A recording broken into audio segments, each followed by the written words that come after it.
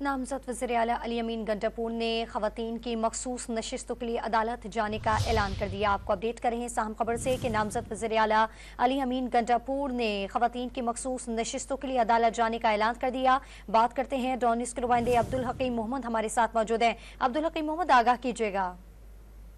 जी बिल्कुल, खैबर पख्तूनख्वा के नामजद वज़ीर आला अली अमीन गंडापुर ने आज पेशावर के सीनियर सहाफ़ी के साथ मुलाकात की और मुलाकात के दौरान उनका ये कहना था कि किसी भी सियासी जमात के लिए बातचीत जो है वो ज़ेर गौर है और जमात में जाकर मखसूस नशिस्तों को हासिल करने की भरपूर कोशिश की जाएगी।